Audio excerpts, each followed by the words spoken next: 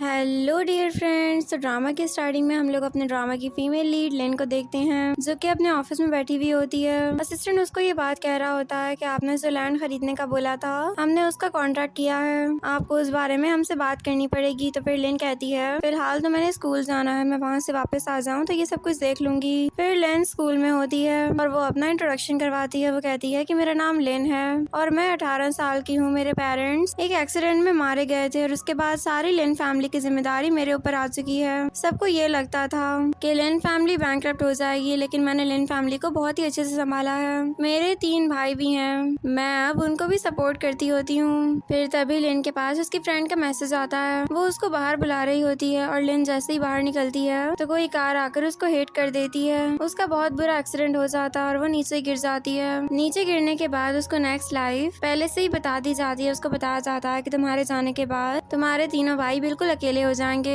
ये सब कुछ एक नॉवेल की स्टोरी की तरह चलेगा। सबसे पहले तुम्हारा सेकंड ब्रदर किसी लड़की को लाइक करेगा, तभी वहाँ पर सेकंड ब्रदर आ जाएगा यानी गू। वो ली को ये सब कुछ करने से रोकेगा। फिर एक ब्रदर की डेथ हो जाएगी और लास्ट में थर्ड ब्रदर जैन किसी के साथ 1 नाइट स्पेंड करेगा और लास्ट पर उसकी भी सुसाइड हो जाएगी। और ली की जो गर्लफ्रेंड थी उसकी भी डेथ हो जाएगी। ली ये सब कुछ बर्दाश्त नहीं कर पाएगा और वो डिप्रेस रहेगा। फिर सीन प्रेजेंट में शिफ्ट होता है और लिन की डेथ हो जाती है।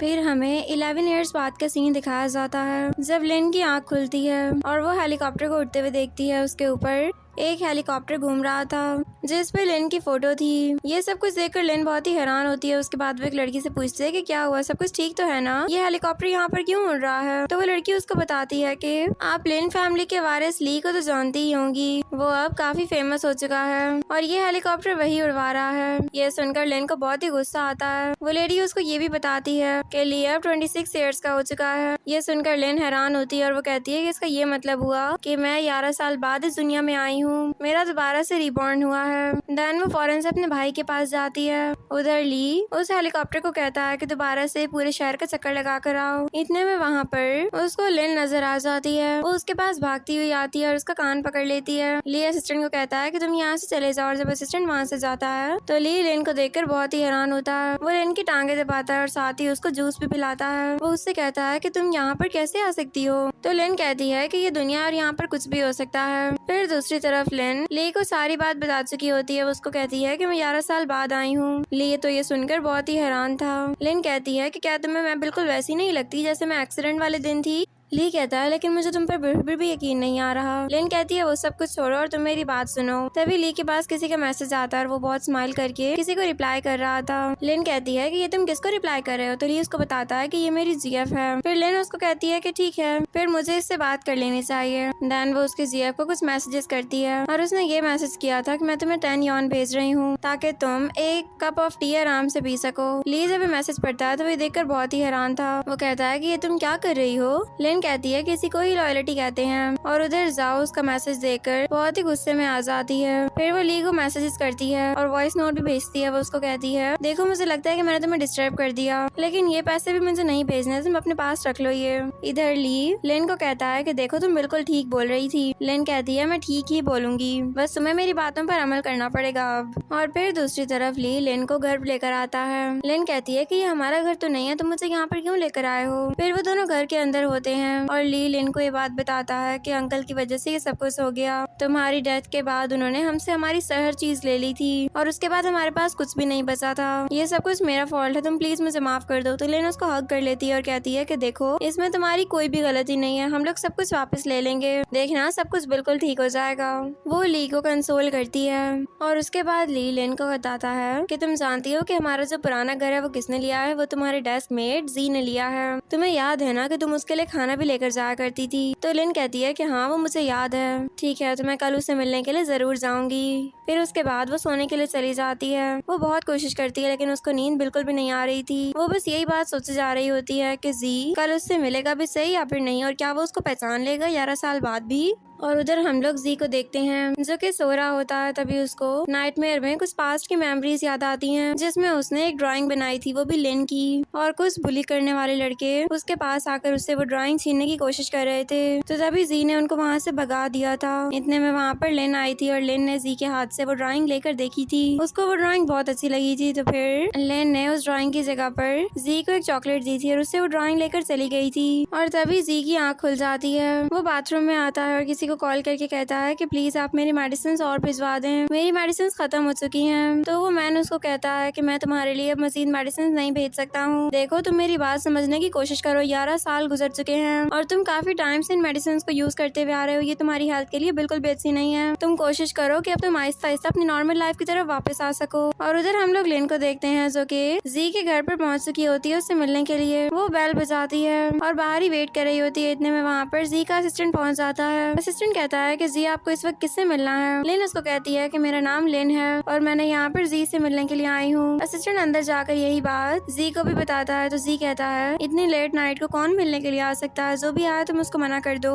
असिस्टेंट बाहर आकर लेन को ये बात कह देता है कि इस वक्त हमारे बॉस आपसे नहीं मिलना चाहते हैं, प्लीज आप कल आइएगा। तो लेन कहती है कि ठीक है, मैं जानती हूँ कि अभी काफी देर हो चुकी है, आप उनको सॉरी कर दीजिएगा क्योंकि मैंने उनको डिस्टर्ब कर दिया है। ये कह के वो फौरन वहाँ से चली जाती है। असिस्टेंट अंदर जाता है और वो जी को बता देता है कि वो सॉरी कर रही थी। तभी जी को कुछ याद आने लगता है कि इस तरह तो सॉरी और थैंक यू उसको सिर्फ और सिर्फ लेन किया करती थी। तो वो असिस्टेंट से पूछता है कि उस लड़की का क्या नाम था, तुमने उससे पूछा तो होगा ना। असिस्टेंट कहता है कि जी उन्होंने मुझे अपना नाम लेन बताया है। ये बात सुनकर जी और भी ज्यादा शॉक्ड हो जाता है और वो फौरन वहाँ से भागता है। वो हर जगह पर लेन को ढूंढ रहा था। उसको साथ साथ पास्ट मेमोरीज भी याद आ रही होती हैं और फिर उसको लगता है कि शायद ये सिर्फ उसका वहम हो, क्योंकि लेन अब दोबारा कैसे आ सकती है, उसका तो उस दिन एक्सीडेंट हो गया था ना। इतने में वो वापस जाने लगता है, लेकिन तभी उसके पीछे से लिन की आवाज आती है। लिन उसको कहती है मुझे लगता है कि तुम मुझे ढूंढ रहे हो, तो मैं खुद ही आ गई हूँ। जी अचानक से पीछे मुड़ता है और वो लिन को देखकर काफी हैरान था।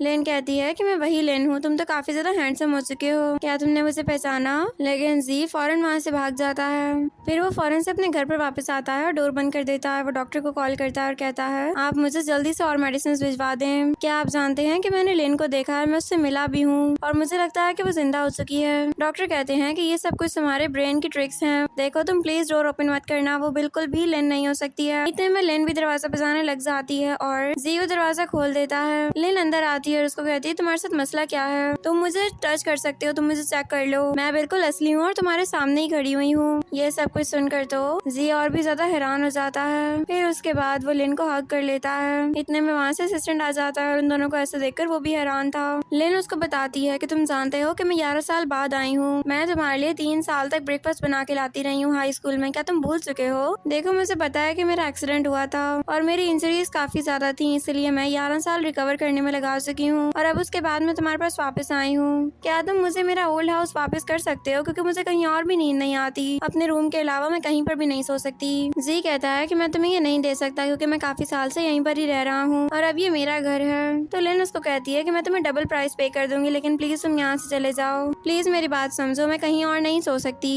लेकिन जी उसको कोई भी रिप्लाई नहीं करता। तो वो कहती है कि अच्छा ठीक है, तुम नहीं बेचना चाहते ना, तुम मत बेचो, लेकिन प्लीज मुझे अपने एक कमरे का रेंट पे रहने दो, मैं वहाँ पर रेंट पर रहूंगी और मैं तुम्हें रेंट पे करती रहूंगी, लेकिन मैं अपने कमरे के अलावा कहीं पर भी नहीं जा सकती। तभी जी फौरन से मान जाता है। वो उसको कहता है कि ठीक है तुम यहाँ पर रह सकती हो और ये सुनकर लेन बहुत ही एक्साइटेड हो जाती है। और फिर दूसरी तरफ वो दोनों एक साथ बैठे हुए होते हैं। लेन फिर जी से पूछती है कि मुझे ये बताओ कि तुम मुझसे कितना रेंट लोगे। तो जी उसको कहता है कि मैं तुमसे 500 रेंट लूंगा। ये सुनकर तो लेन बहुत ही खुश हो जाती है। वो कहती है लेकिन आजकल तो प्राइसेस बहुत हाई हो चुकी हैं। तो जी कहता है कि मेरे पास पैसों की कमी नहीं है, तुम जब तक चाहो यहाँ पर रह सकती हो। ये सुनकर लेन और भी खुश हो जाती है और वो उसको कहती है कि तुम एक बहुत ही अच्छे इंसान हो।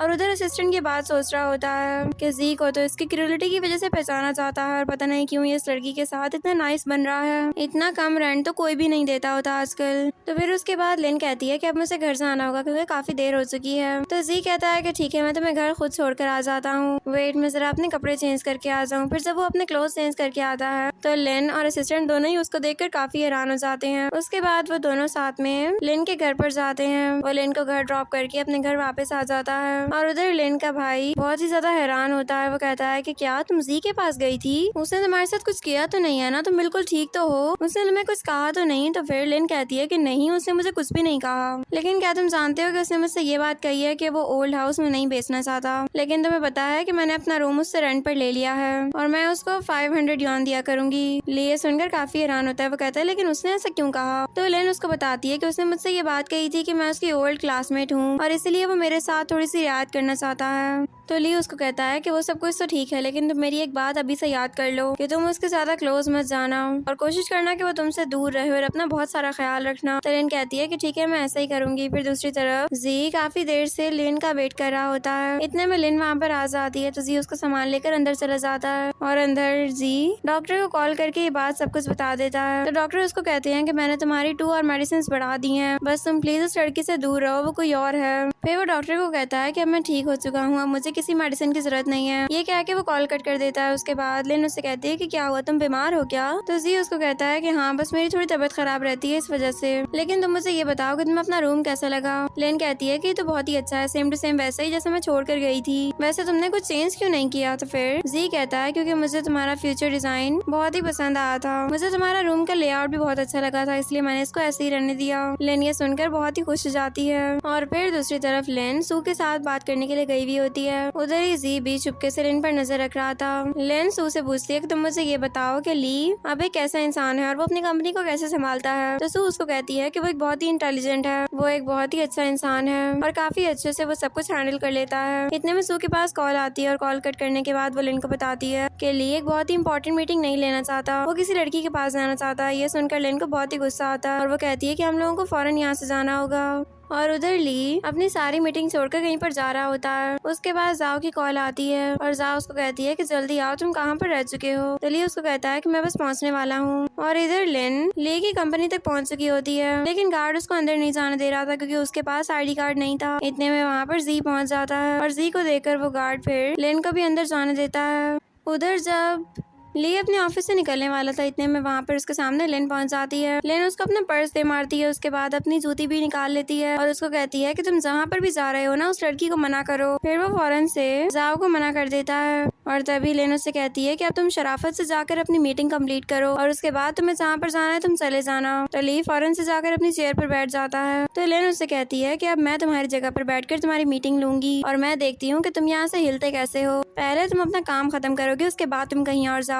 तो ली उसको ओके कर देता है और फिर लिन उस सोफे पर जाकर बैठ जाती है। ये सब कुछ जी भी चुपके देख रहा था और वो लिन को इस तरह देखकर स्माइल करता है। उधर जाओ को बहुत ही गुस्सा आ रहा था। वो कहती है चाहे जो कुछ भी हो जाए, लेकिन ली की फर्स्ट प्रायोरिटी सिर्फ मैं ही होनी चाहिए। लेकिन मुझे लगता है कि उसका काम मेरे लिए इतना इम्पोर्टेंस नहीं रखता जितना उसके लिए रखता है। और उसके फोन से किसी लड़की की आवाजें भी आ रही थी। अब तो मैं ली को छोड़ूंगी नहीं। और उधर ली और लिन दोनों ही मीटिंग कंप्लीट करते हैं और उसके बाद जब वो सब लोग वहाँ से निकल जाते हैं तो लिन ली को कहती है कि आइंदा इस बात का ख्याल रखना, सबसे पहले तुम्हारे लिए तुम्हारी इंपॉर्टेंट और सबसे जरूरी चीज तुम्हारी मीटिंग होनी चाहिए, उसके बाद तुम कहीं पर भी जाना चाहो तो तुम जा सकते हो। इतने में जी वहाँ से भागने लगता है, लेकिन तब तक वहाँ पर लिन और ली पहुँच चुके होते हैं। लिन कहती है कि तुम लोग कहाँ पर जा रहे हो? जी तुमने कहा था ना कि तुम ली से मिलना चाहते हो, तो ठीक है अभी फारिग है, अब तुम इससे मिल सकते हो। ये कह के वो वहाँ से निकल जाती है और फिर दूसरी तरफ लिन ली के ऑफिस में बैठी हुई होती है। इतने में वहाँ पर जाओ पहुँच जाती है। जाओ लिन को देखकर कहती है कि तुम कौन हो और तुम्हारी हिम्मत कैसे है कि तुम ली के सीट पर बैठी हुई हो? तो लिन कहती है कि तुम्हें क्या, मैं जहाँ पर भी बैठूं मैं बैठ सकती हूँ। फिर लिन जाओ के ऊपर पानी भी फेंक देती है और जाओ भी उसके ऊपर पूरा जग फेंकने लगती है, लेकिन उसके सामने तभी जी आ जाता है और लिन को बचा लेता है। लिन ये देखकर बहुत ही हैरान थी। इतने में वहाँ से ली आता है और कहता है कि ये सब कुछ क्या हो रहा है, सब कुछ ठीक तो है ना? तो जाओ ली के पास जाती है और उससे कहती है कि ये लड़की कौन है? तो ली उसको बताता है कि ये तो मेरी बहन है। ये सुनकर जाओ बहुत ही हैरान होती है और वो फौरन से लिन से माफी मांगती है। वो कहती है कि शायद कोई मिसअंडरस्टैंडिंग हो गई थी। लिन कहती है कि हाँ हो गई होगी, लेकिन उससे पहले मैं तुम लोगों को एक रिकॉर्डिंग सुना दूं। तो वो रिकॉर्डिंग प्ले करती है, लेकिन उस रिकॉर्डिंग के अंदर कुछ भी नहीं होता, वो बिल्कुल एम्प्टी होती है। तो जाओ ये देखकर बहुत ही खुश हो जाती है और वो कहती है कि मैंने कहा था ना कि ये सब कुछ सिर्फ एक मिसअंडरस्टैंडिंग है, बाकी सब कुछ ठीक है। तो फिर लिन कहती है कि ठीक है अब तुम दोनों आपस में बातें करो, मुझे यहाँ से चलना चाहिए। उसके बाद वो वहाँ से बाहर निकल आती है। वो जब बाहर आती है तो वो बहुत ही गुस्से में होती है। वो बस ये चाहती थी कि वो दीवार पे अपना सर मार दे। तभी जी उससे कहता है कि लाओ मुझे अपना फोन चेक करवाओ। फिर जब वो उसकी रिकॉर्डिंग को प्ले करता है तो वो रिकॉर्डिंग बिल्कुल ठीक होती है और उसके अंदर से जाओ की वॉइसेस आ रही थी। लेकिन लिन कहती है कि ये सब कुछ क्या हो रहा है, मैंने जब अंदर प्ले किया तो इसके अंदर कुछ भी नहीं था और अभी तुमने प्ले किया तो इसमें से आवाजें आ रही हैं।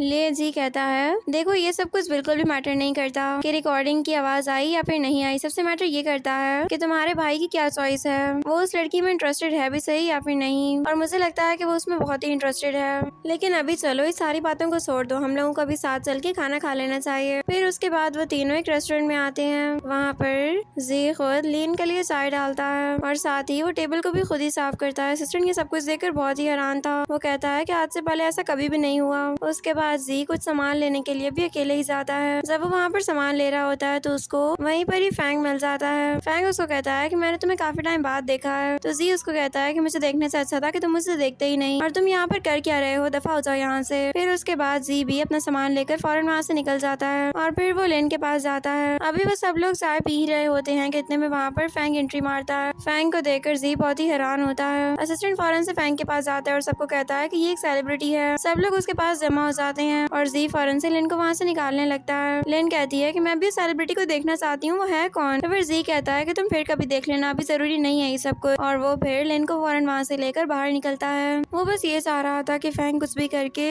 लिन को ना देख सके। और फिर दूसरी तरफ वो दोनों कार में बैठे हुए होते हैं। तभी लिन कहती है कि क्या हुआ, तुम मुझे फैंग से दूर रखना चाहते हो, वैसे सब कुछ छोड़ो, मुझे ये बताओ कि फैंग अब कैसा है। तो जी पहले तो कुछ सोचता रहता है, उसके बाद वो उसको बताता है कि वो बिल्कुल ठीक है, अब वो एक बहुत बड़ा स्टार बन चुका है। और तुम जानती तो हो कि स्टार्स का यही काम होता है कि उनकी एक गर्लफ्रेंड से ब्रेकअप होता है कि तो उनकी न्यू गर्लफ्रेंड बन जाती है। तो लिन कहती है कि हाँ हाँ मैं जानती हूँ, चलो अब तुम मुझे अपना नंबर दे दो और साथ ही मुझे फैंग का नंबर भी दे देना, मैंने उससे बात करनी है। फिर उसके बाद वो किसी को कॉल मिला लेती है। जब वो दोनों घर वापस आते हैं तो वो बार बार फैंग को कॉल ट्राई कर रही होती है लेकिन वो कॉल अटेंड ही नहीं कर रहा था और जी लिन के बाकी सारे काम करता रहता है। फिर उसके बाद लिन जी के हाथ से अपने कपड़े लेकर वहाँ से चली जाती है और जी तब तक असिस्टेंट को बहुत सारे काम बोल देता है ताकि वो लेट घर वापस आए। और उधर ही जब लिन वापस आती है तो फिर वो दोनों खाना खाने लगते हैं। लिन कहती है कि असिस्टेंट किधर है, वो तो हमेशा तुम्हारे साथ होता है ना। तो फिर जी कहता है कि वो कुछ काम से गया हुआ है। तो लिन उसको कहती है कि देखो ये बहुत ही गलत बात है, तुम दोनों को एक ही जितना काम करना चाहिए, वो भी इंसान है और उसको भी आराम की जरूरत है, तुम्हें इस बात को समझना पड़ेगा, दोबारा इस बात का ख्याल रखना, समझ आ रही है ना। तो जी कहता है कि ठीक है, नेक्स्ट टाइम मैं इस बात का ख्याल रखूंगा। फिर लिन वहाँ से बर्तन उठाकर ले जाने लगती है ताकि वो उनको धो सके। तो जी उसको ऐसा करने से मना करता है। तभी एक बाल नीचे गिरकर टूट जाता है। फिर लिन उस बाल को उठाने लगती है तो वो इंजर्ड हो जाती है और जी उसकी केयर करता है। ये देखकर तो लिन काफी ज्यादा हैरान थी। तभी डोरबेल रिंग होती है तो जी फौरन वहाँ से चला जाता है और उधर लिन ये बात सोच रही होती है कि पता नहीं क्यों लेकिन मेरी हार्ट बीट काफी फास्ट हो चुकी है, ये सब कुछ क्या हो रहा है। वो काफी हैरान थी। इतने में वहाँ पर जी दोबारा से पहुँच जाता है। वो उसके लिए फ्रूट्स लेकर आया था। वो फ्रूट उसकी टेबल पर रख देता है और साथ ही लिन को बैंडेज भी कर देता है और उसके बाद वो वहाँ से चला जाता है।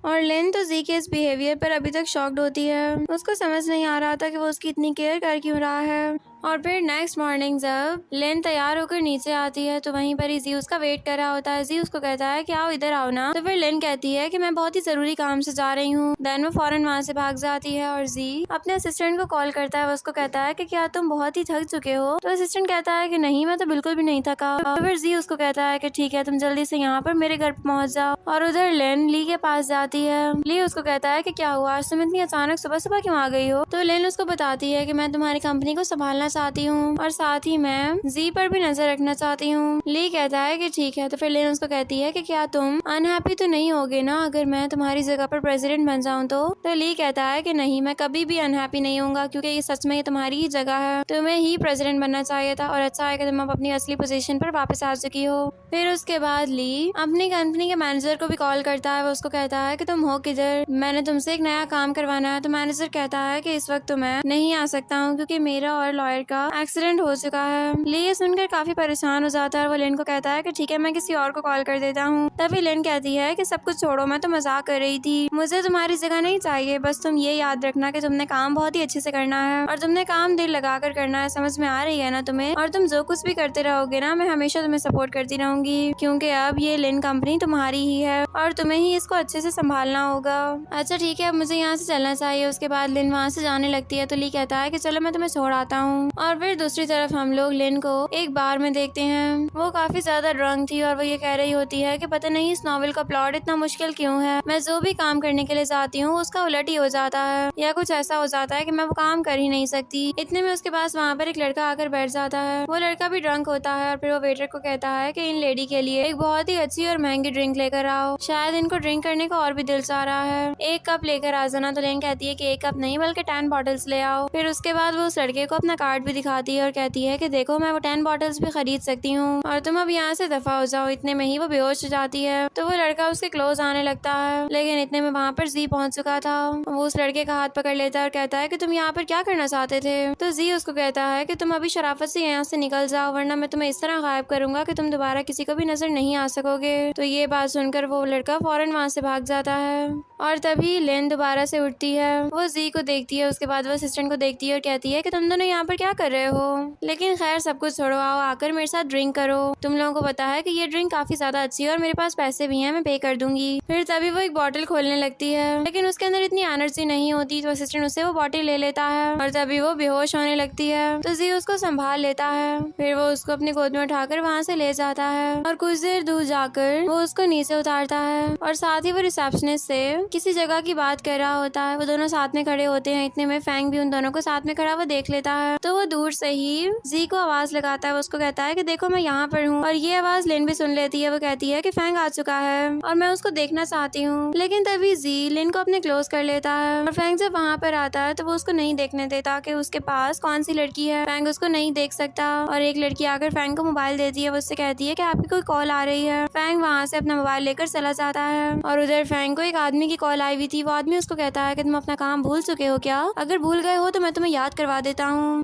फिर उसके बाद फैंग कहता है कि मैं अपना काम नहीं भूला, 20 दिन रहते हैं, मुझे सब कुछ याद है। तो वो आदमी कहता है कि ठीक है, टाइम से काम कर देना वरना तुम जानते हो मैं तुम्हारे साथ क्या कर सकता हूँ। ये कह के वो कॉल कट कर देता है और उधर जी लिन को घर वापस लेकर आता है। लिन बहुत ही बहकी बहकी बातें कर रही होती है, लेकिन जी उसका बहुत ही ख्याल रखता है। और फिर जब सुबह होती है तो लिन अपने रूम से निकलकर बाहर आती है। वो ब्रेकफास्ट करती है। वो सोच रही होती है कि वो फैंग से कैसे मिले। तभी वो अपने भाई को कॉल करती है और उनको कहती है तुम एक वेलकमिंग पार्टी रखो, सबको ये बताना कि मैं एक बहुत ही बड़ी इलनेस से रिटर्न कर चुकी हूँ और इसीलिए मैं काफी टाइम बाद वापस आई हूँ। तो ली उसको कहता है कि ठीक है मैं ऐसे ही करूंगा, लेकिन उसके अंदर बुलाना किस किस को है। तो लिन कहती है कि तुम एक काम करो, तुम खुद आ जाओ और तुम गू को भी जरूर बुलाना। ये सुनकर तो जी का सारा मूड ही ऑफ हो जाता है। फिर उसके बाद वो लिन को इशारा करता है कि मुझे भी बुलाना। तो लिन फिर ली को कहती है कि हाँ इसको भी बुला लेना और इसके असिस्टेंट को भी बुला लेना, जी को इन्विटेशन कार्ड जरूर भेज देना तुम। तो ली उसको ओके करके कॉल कट कर देता है और उधर हम लोग एक लड़के को देखते हैं जो कि कह रहा होता है कि मैं अब अपनी सिस्टर से मिलना चाहता हूँ। वो कौन था ये तो हमें आगे जाकर ही पता चलेगा।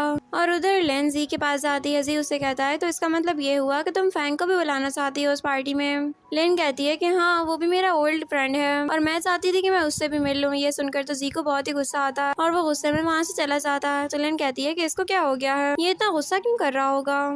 और फिर दूसरी तरफ फैंग कुछ सोच रहा होता है। इतने में उसके पास भी वो इनविटेशन कार्ड पहुंच जाता है। वो उस इनविटेशन कार्ड को देखता है, लेकिन वो उसके ऊपर इतना फोकस नहीं करता। वो ये सोच रहा होता है कि पता नहीं जी का बिहेवियर अचानक से इतना चेंज कैसे हो सकता है और वो कौन सी लड़की थी जिसने उसको बार में देखा था। और नेक्स्ट सीन में पार्टी का सीन दिखाया जाता है जहाँ पर जाओ भी आई हुई होती है। जाओ ली के पास जाती है। इतने में ली की असिस्टेंट उसको कहती है कि आपको अब चलना चाहिए, आपकी एक बहुत ही इंपॉर्टेंट मीटिंग होने वाली है। जब ली वहाँ से जाता है तो जाओ उस लड़की को कहती है कि मैं जानती हूँ कि तुम ली को पसंद करती हो, लेकिन तुम अपनी औकात में रहो और मुझे एक वाइन ला कर दो। जब वो लड़की जाओ को वाइन ला कर देती है तो जाओ वो वाइन उसके ऊपर गिरा देती है और उसको सॉरी करती है। वो कहती है सॉरी मेरा हाथ स्लिप हो गया था। इतने में वहाँ पर ली भी आ जाता है। वो कहता है कि ये सब कुछ हो क्या रहा है। तो जाओ कहती है कि ये सब कुछ मेरी गलती है, मेरा हाथ स्लिप हो गया था। तभी वाइन का एक ग्लास लिन भी अपने हाथ में उठाकर लाती है और उसको जाओ के कपड़ों पर गिरा देती है और कहती है सॉरी मेरा भी हाथ स्लिप हो गया था। ये देखकर जाओ बहुत ही ज्यादा हैरान थी और ली को भी समझ में नहीं आ रहा था कि उसकी बहन कर क्या रही है। फिर उसके बाद लिन जाओ के ऊपर और भी वाइन गिरा देती है और कहती है सॉरी एक दफा दोबारा स्लिप हो गया था मेरा हाथ। तो ली कहता है कि ये सब हो क्या रहा है। तभी लिन बताती है कि असिस्टेंट के ऊपर भी जाओ ने ही वाइन गिराई थी, तो इसीलिए जिस तरह इसका हाथ स्लिप हो गया मेरा भी स्लिप हो गया था। फिर उसके बाद वो असिस्टेंट को वहाँ से लेकर जाने लगती है। इतने में वहाँ पर जी पहुँच जाता है और जी के पास वहीं की रिकॉर्डिंग की वीडियो होती है जिसके अंदर ये साफ पता चल रहा होता है कि जाओ ने खुद जानबूझकर असिस्टेंट के ऊपर पानी फेंका था। फिर जब उसने उसके ऊपर वाइन गिराई थी तो उसने उसको सॉरी भी किया था और वो ऐसे बिहेव कर रही थी जैसे ये सब कुछ सिर्फ उसकी गलती की वजह से हुआ है। तो जाओ फौरन से ली को सॉरी करती है। इतने में जी कहता है कि अभी तो सब कुछ खत्म नहीं हुआ। ली तुम देखो कि जाओ के कितने लोगों के साथ रिलेशन है, यहाँ तक कि फैंग के साथ भी इसका रिलेशन है। फिर जी ली को कुछ फोटोज देता है। ली जब उन फोटोज को देखता है तो वो ये देखकर बहुत ही ज्यादा हैरान था। जाओ उससे कहती है कि सब कुछ फेक है। इतने में वहाँ पर फैंग खुद भी पहुँच जाता है। फैंग जब वहाँ पर आता है तो फिर वो वहाँ पर लिन को देख लेता है। वो भागता हुआ लिन के पास आता है। इतने में उसके आगे जाओ भी आ जाती है। वो लिन को कहता है कि तुम अभी तक जिंदा हो, ये तो बहुत ही अच्छा हो चुका है। मुझे तो लगा कि मैं तुम्हें कभी भी नहीं देख पाऊंगा। लिन कहती है कि तुम मुझे छोड़ो और तुम जाओ को देखो, तुम इसके साथ रिलेशन में थे और तुम अब यहाँ पर मेरे साथ इस तरह की बातें कर रहे हो। सोचो कि जाओ को किस तरह लग रहा होगा। तो फैंग कहता है कि मैं इसके साथ अब मजीद नहीं रहना चाहता हूँ, मुझे तो मिल गई हो, मेरे लिए यही काफी है। तो फिर जाओ उसको बहुत ही ज्यादा गुस्सा करती है और साथ ही उसको थप्पड़ मार देती है और वहाँ से चली जाती है। लिन भी ये सब कुछ देखकर बहुत ही ज्यादा हैरान थी। फिर वो फौरन से ली के पास जाती है और उसको कहती है कि क्या हुआ, तुमने उसको रोका नहीं, तुमने जाओ को नहीं रोका, तुमने उसको क्यों नहीं रोका होगा। तो फिर वो कहता है कि मैं उसको क्यों रोक सकता हूँ, मैं जानता हूँ कि वो मुझे लाइक नहीं करती थी और अब मैं इतना भी स्टूपिड नहीं हूँ। ये सुनकर लिन बहुत ही खुश हो जाती है और वो उसको कहती है कि चलो ये तो अच्छा हुआ, इसका मतलब है कि अब तुम सच में बड़े हो चुके हो। फिर उसके बाद वो सोचने लगती है कि ये सब कुछ असल में किया किसने होगा और तभी उसको समझ आ जाता है कि ये सब कुछ जी ने किया है। वो जी को थैंक्स करती है। तभी फैंग कहता है कि प्लीज तुम मेरी बात सुन लो। तो लिन कहती है कि मैं तुम्हारी बात नहीं सुनूंगी, हमारे दरमियान अब कोई भी रिलेशन नहीं है। तभी सीन फ्लैशबैक में शिफ्ट होता है जब 11 साल पहले फैंग ने ली को बहुत ही ज्यादा बुरा मारा था और उसको मारने की वजह से वो जेल भी गया था। फिर सीन प्रेजेंट में शिफ्ट होता है और लिन कहती है अब मैं तुमसे कोई रिलेशन नहीं रखना चाहती, अच्छा होगा कि तुम यहाँ से चले जाओ। लेकिन तुम मुझे एक और बात बताओ कि क्या तुम यहाँ पर जैन नामी किसी लड़के को जानते हो। तो फैंग कहता है कि मैं उसको कैसे जानता हूँगा। लिन कहती है कि हाँ सॉरी, ये बात तो मैं भूल ही गई थी, चलो कोई बात नहीं, तुम अब अपना एंजॉय करो। फिर वो जी का हाथ पकड़कर उसको वहाँ से लेकर चली जाती है। जब वो सी के साथ जा रही होती है तभी वो दोनों साथ में डांस भी करते हैं क्योंकि लिन आज बहुत ही ज्यादा खुश थी। फिर उसके बाद जी उसको एक बहुत ही प्यारी सी जगह पर लेकर आता है और उस जगह को देखकर लिन को अपने पास सीन्स याद आ जाते हैं। वो कहती है कि ये तो बिल्कुल वही जगह है और सीन शिफ्ट हो जाता है पास्ट में। जब जी स्कूल में पढ़ा करता था तभी वो पार्ट टाइम एक रेस्टोरेंट में काम किया करता था। उस वक्त वो बर्तन धो रहा था कि एक बाउल उससे गिर जाता है। वो उस बाउल को फिर उठाने लगता है तभी उसके हाथ पर वो कांच छुप जाता है और वो इंजर्ड हो जाता है। उसके बाद वो अपने हाथ धोता है और अपना काम सारा खत्म करके उस शॉप को बंद करके वो जाने लगता है। तभी उसके सामने वहाँ पर लिन आ जाती है। लिन उससे कहती है कि चलो साथ में घर चलते हैं, लेकिन उस वक्त जी उसको कोई भी रिस्पॉन्स नहीं करता। तो फिर वो जी के पीछे जाती है, उसके हाथ को देखती है और कहती है हमें हॉस्पिटल जाना चाहिए, लेकिन जी उसको मना कर देता है। तो फिर वो जी को खुद बैंडेज करके दे देती है। फिर वो उससे कहती है कि आओ चलो मैं तुम्हें एक जगह पर लेकर चलती हूँ, वहाँ पर जाने से तुम्हारा मूड बहुत ही अच्छा हो जाएगा। फिर लिन उस टाइम जी को उसी तरह की एक जगह पर लाई होती है। वो बहुत ही प्यारी जगह थी। वो दोनों वहाँ पर साथ में बैठे होते हैं और लिन उससे पूछती है कि तुम्हारी लाइफ का क्या गोल है। तो वो कहता है कि मैं बस ये चाहता हूँ कि मैं जिंदा रह जाऊँ, इससे ज्यादा मैं और कुछ भी नहीं चाहता। लिन कहती है कि तुम पागलों वाली बातें मत करो, तुम एक टॉप स्टूडेंट हो और देखना तुम्हारी लाइफ बहुत ही अच्छी होगी आगे जाकर, ये सारी मुश्किलात भी एक दिन खत्म हो जाएंगी। लेकिन क्या तुम जानते हो कि मैं अमीर होने के बावजूद बिल्कुल थकी हुई हूँ। मेरे मॉम डैड मुझे बचपन में ही छोड़कर चले गए थे और उसके बाद से सारी रिस्पॉन्सिबिलिटी मेरे ऊपर आ गई है। तुम ये बात जानते हो कि मेरे कोई ग्रैंड पेरेंट्स भी नहीं है, मेरे बस एक अंकल हैं जो कि हमेशा हमारी प्रॉपर्टी के पीछे लगे रहते हैं और उन्होंने ही हमारी आधे से ज्यादा लेन कंपनी को बेच खाया है। तुम जानते हो कि मैं हमेशा रोती रहती हूँ इस सब के बारे में सोचकर, लेकिन मैं ये चाहती हूँ कि ये बात किसी और को पता ना चले, क्योंकि तुम जानते हो कि अगर मैं ये बात किसी और को बता दूंगी तो कोई समझेगा कि मैं बहुत ही ज्यादा वीक हूँ और फिर वो मुझे आसानी से बुली कर लेगा। ये सब कुछ मैं बर्दाश्त नहीं कर सकती। लेकिन तुम जानते हो कि मैं अभी भी बहुत ज्यादा खुश हूँ, तो इसीलिए तुम्हें भी खुश रहना चाहिए। और फिर सीन प्रेजेंट में शिफ्ट होता है जब जी कहता है कि तुमने मुझे 11 साल पहले ये बात कही थी कि मेरा फ्यूचर बहुत ही ज्यादा ब्राइट होगा और तुम देखो कि आज मेरा फ्यूचर बहुत ही ब्राइट है। तुमने जो कहा मैंने वो कर दिखाया। लिन कहती है कि देखो मैंने तुमसे कहा था ना कि तुम्हारे साथ कुछ अच्छा ही होगा, देखो ये सब कुछ बिल्कुल वैसा हो रहा है, तुम ऐसे ही इतनी फिक्र लिया करते थे। फिर उसके बाद वो दोनों कुछ और बातें करते हैं और उसके बाद लिन वहाँ से चली जाती है। फिर दूसरी तरफ लिन अपनी डायरी में कुछ लिख रही होती है और साथ ही वो ये बात भी सोच रही होती है कि अभी तक मैंने अपने सिर्फ एक ही भाई को देखा है, मेरे बाकी 2 भाई पता नहीं कहाँ जा सकते हैं। क्या ये सब कुछ भी नॉवेल का कोई प्लॉट होगा? ये भी हो सकता है कि वो आगे जाकर मुझसे मिल जाएं, अभी मुझे इस बारे में नहीं सोचना चाहिए। तभी ये सब कुछ सोचते सोचते उसको नींद आ जाती है और वो एक नाइटमेयर देखती है जिसमें फैंग उसके साथ शादी की बात कर रहा होता है। वो उसको प्रपोज करना चाहता था और बाकी सब लोग भी यही कह रहे होते हैं कि प्लीज लिन तुम इस सबको एक्सेप्ट कर लो। लिन ये सब कुछ देखकर बहुत ही शॉक थी और जब भी उसकी आंख खुल जाती है इतने में उसके पास कॉल आती है असिस्टेंट की। जब वो कॉल अटेंड करती है तो असिस्टेंट उसको कहता है कि प्लीज आप जल्दी पहुंच जाएं क्योंकि बॉस की तबीयत बहुत ही ज्यादा खराब खराब हो चुकी है और मैं अब उनका मजीद ख्याल नहीं रख सकता। ये कह के वो कॉल कट कर देता है। लेन ये सोच रही होती है कि पता नहीं उसको हो क्या गया होगा।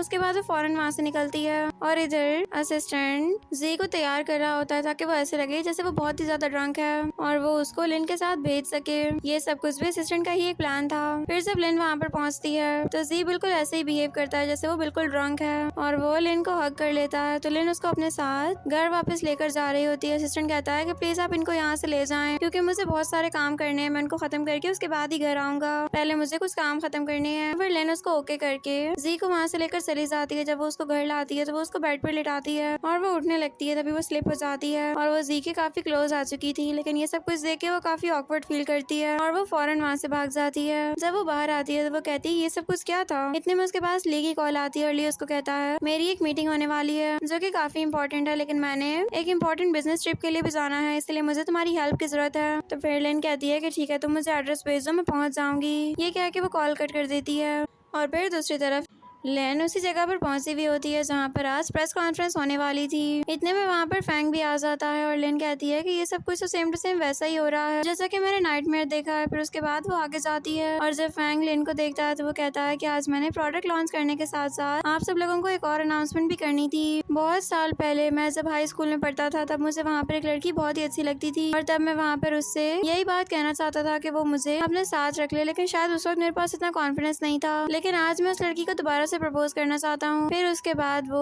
लेन की तरफ हाथ बढ़ाता है और लेन उसके पास नहीं जाना चाहती थी, लेकिन वो फिर भी खुद ब खुद उसके पास चलने लगती है। वो कहती है ये सब कुछ हो क्या रहा है, मेरा तो अपने ऊपर कंट्रोल ही नहीं है। तभी फैंग उसका हाथ पकड़ लेता है और वो ऊपर देखती है तो फिर ऊपर से शीशा टूटने लगता है। वो फौरन से लेन को धक्का देती है और वो खुद भी दूर हो जाती है और वो शीशा उस जगह पर टूट कर गिरता है। फैंग कहता है कि तुम ठीक तो हो ना, तुम्हें चोट तो नहीं आई। तो फिर लेन कहती है कि नहीं मैं बिल्कुल ठीक हूँ, लेकिन अब मुझे यहाँ से जाना होगा। ये कह के वो फौरन वहाँ से भाग जाती है और फैंग उसको बुलाता ही रह जाता है। और दूसरी तरफ लेन काफी परेशान थी। वो कह रही होती है ये सब कुछ तो सेम टू सेम वैसा ही है जैसे उस नॉवेल के अंदर था, यानी अभी तक सब कुछ वैसा ही हो रहा है। मुझे कुछ ना कुछ जरूर करना पड़ेगा। मैंने फैंग की ऑफर एक्सेप्ट की थी और तभी मैं मर गई थी। इस दफा मुझे ऐसा कुछ भी नहीं होने देना, मुझे इस दफा सब कुछ चेंज करना है। फिर वो फौरन से जी को कॉल करती है और उसको मिलने के लिए बुलाती है। फिर वो वहाँ से गुजर रही होती है। वो देखते एक बच्चा खेल रहा था और तभी कार उसके करीब आने वाली थी, तो वो उस बच्चे को प्रोटेक्ट करती है। उसको लगता है कि वो कार उसको हिट कर देगी, लेकिन उसकी कार के सामने जी की कार आ जाती है और जी अपनी कार से निकलकर फौरन से लेन के पास आता है। जब लेन उसको देखती है तो वो उसको हग कर लेती है। वो कहती है मैं आज बहुत ही ज्यादा डर गई थी, मुझे लगा था कि अब सब कुछ खत्म हो गया है, लेकिन तुमने सब कुछ ठीक कर दिया, तुम्हारा बहुत शुक्रिया। और उधर फैंग अपना सारा सामान पैक कर रहा होता है और जाओ ये सब कुछ देख रही थी। उसके बाद जाओ उसको एक वीडियो दिखाती है जिसमें फैंग ये कन्फेस कर रहा होता है कि वो जाओ को बहुत ही पसंद करता है और वो हमेशा उसके साथ रहेगा, उसको कभी भी छोड़कर नहीं जाएगा। फिर जाओ उससे कहती है कि तुमने तो मुझसे वादा किया था ना कि तुम मेरे साथ रहोगे, तो तुम उस लड़की के पास क्यों गए हो। फैंग कहता है क्योंकि मैं तुम्हें तब लाइक किया करता था, लेकिन अब ऐसा कुछ भी नहीं है। तो जाओ कहती है प्लीज कुछ भी कर लो लेकिन मुझे छोड़कर मत जाओ, मैं तुम्हारे बगैर क्या करूंगी। तो फैंग कहता है कि जो तुम्हारी मर्जी कर आए तुम वो कर लेना। फिर वो अपना सामान लेकर वहाँ से जाने लगता है। तो जाओ उसके फ्लावर्स उसी के मुंह पर मार देती है। वो कहती है तुम्हें जानते हो कि मेरा सबसे बुरा कलर कौन सा है, वो रेड है, और वो भी इन रोजेस का कलर, वो रोजेस जो तुमने मुझे दिए हैं। फिर जाओ दोबारा से फैंग से मिन्नतें करने लगती है कि प्लीज तुम मेरे साथ रह लो। फैंग उसको दूर हिट करता है और वहाँ से जाने लगता है। इतने में वहाँ पर जैन आ जाता है और वो फैंग को बहुत ज्यादा डांटता है। वो उसको कहता है कि ये तुम्हारी हिम्मत है कि तुम एक लड़की के ऊपर हाथ उठा रहे हो, तुम ठीक तो हो ना। फिर उसके बाद वो जाओ की केयर करने लग जाता है और उसको अपने साथ वहाँ से ले जाता है। तो फिर फैंग कहता है कि ये कौन हो सकता है। तभी उसको पता चलता है कि ये तो लेन का ही भाई है। फिर वो कहता है कि ये तो बहुत ही अच्छा हो गया, मुझे एक्सीडेंटली तुम्हारा एक और भाई भी मिल चुका है, अब तो ये खेल और भी मजीद अच्छा हो जाएगा।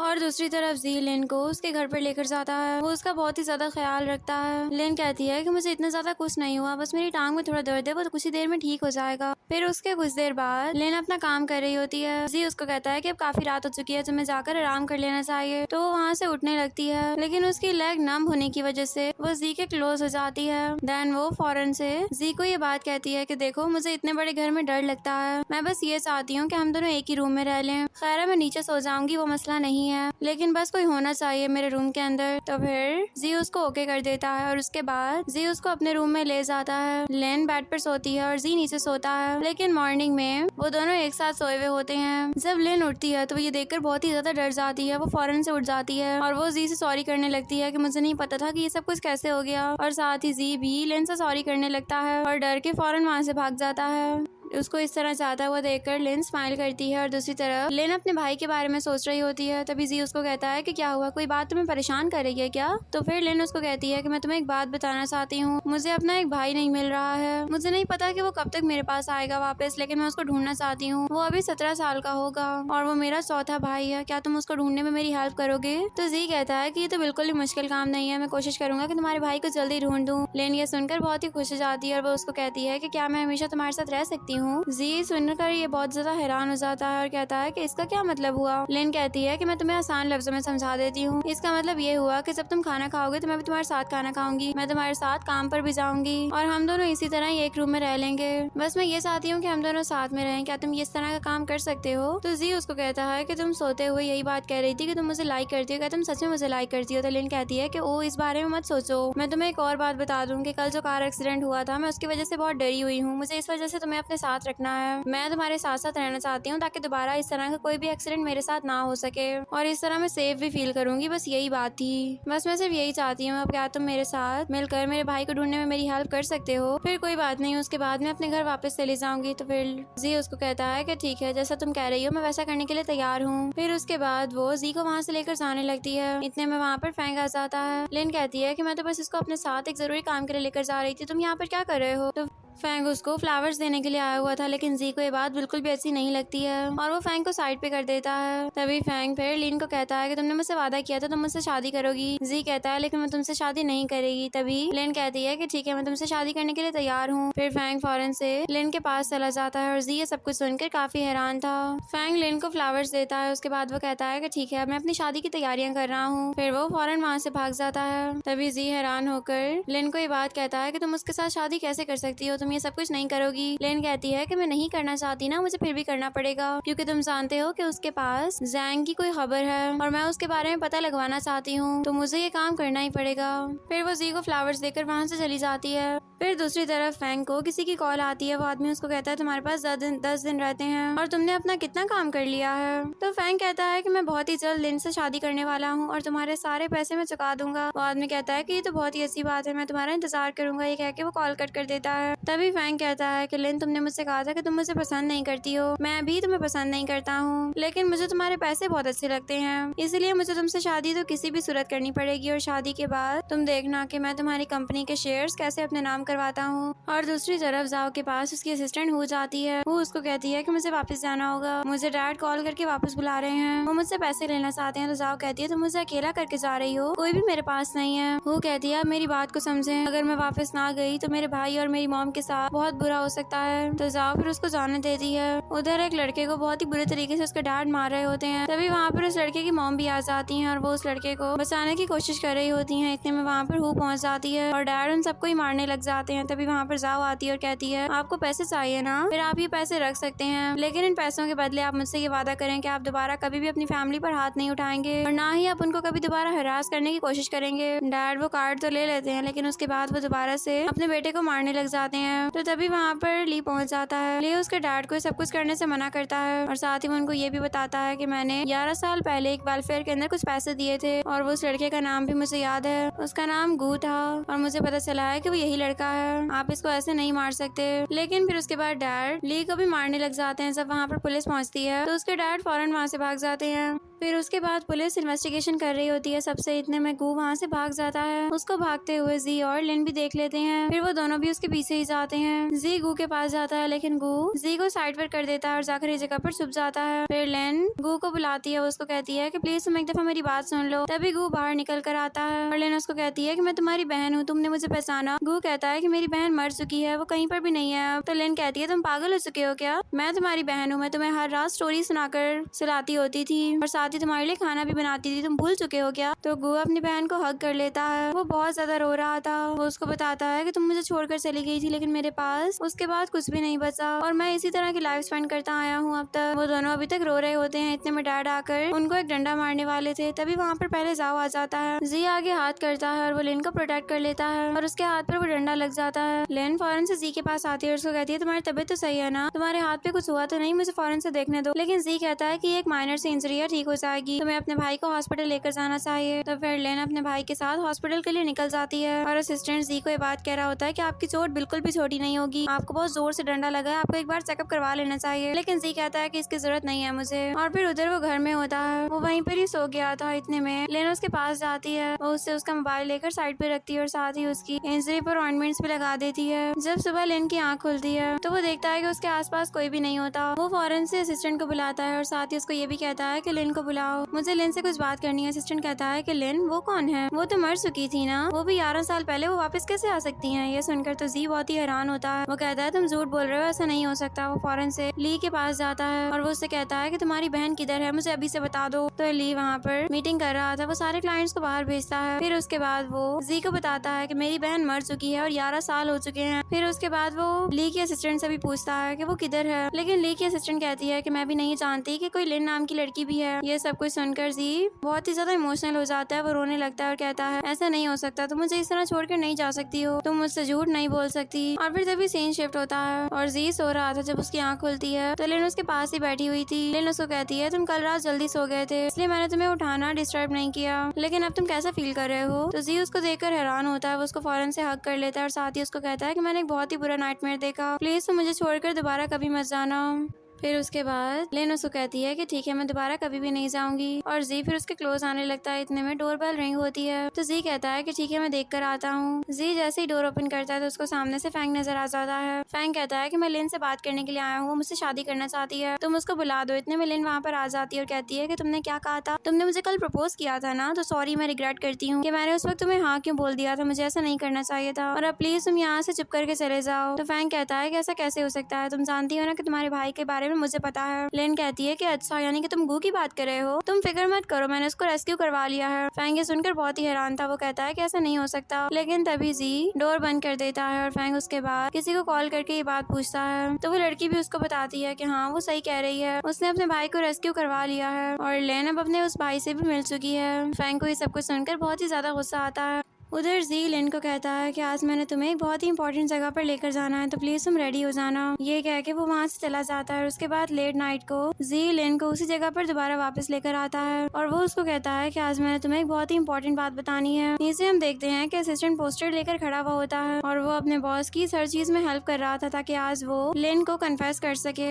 तभी जी लिन को कहता है कि तुम जानती हो आज से 11 साल पहले क्या हुआ था। जब हम दोनों हाई स्कूल में पढ़ते थे तब मैं अपना खाना इसलिए नहीं खाता था ताकि मैं कुछ पैसे बचा सकूं, और तब तुम भी खाना इसलिए नहीं खाती थी ताकि तुम वो खाना मुझे दे सको। लिन कहती है कि हाँ मैं ये बात जानती हूँ, इसमें इम्पोर्टेंट क्या है जो तुम मुझे बताना चाहते हो। तो जी उसको कहता है कि यही तो इम्पोर्टेंट बात है। तुम जानती हो कि एक दफा मैंने तुमसे कहा था कि मेरी लाइफ के 2 गोल्स थे जब हम दोनों यहाँ पर मिले थे। उसके बाद मैंने अपनी लाइफ में 2 गोल सेट किए थे। एक गोल तो ये था कि मैं एक बहुत ही सक्सेसफुल आदमी बनूंगा, जो कि अब मैं बन चुका हूँ। और तुम जानती हो कि दूसरा गोल क्या था? दूसरा गोल ये था कि मुझे कोई बहुत ही इंपॉर्टेंट बंदा चाहिए। लिन भी उसको फुल फोकस होकर सुन रही होती है। इससे पहले कि जी कुछ और कहता, लिन को कॉल आने लग जाती है। वो कॉल अटेंड करती है और तभी उसको बताया जाता है कि मुझे थर्ड ब्रदर ही मिल चुका है। ये मैसेज और कॉल ली की तरफ से आई थी। ये सुनकर तो लिन बहुत ही ज्यादा हैरान हो जाती है, वो बहुत ही ज्यादा खुश थी। और तभी उसके दूसरे मोबाइल पर उसको एक और कॉल आती है और उसको बताया जाता है कि फैंग ने शायद अपने साथ कुछ कर दिया है, वो बिल्कुल भी ठीक नहीं है। ये सुनकर तो लिन बहुत ही ज्यादा हैरान हो जाती है और वो जी को कहती है कि बाकी जो भी बात बतानी है वो तुम अगले दिन बता देना, लेकिन अभी हम लोगों को यहाँ से चलना होगा, सिचुएशन बहुत क्रिटिकल हो चुकी है। और फिर वो जी का हाथ पकड़कर उसको अपने साथ वहाँ से ले जाती है और इसी सीन पर हमारे इस ड्रामा की हैप्पी एंडिंग हो जाती है।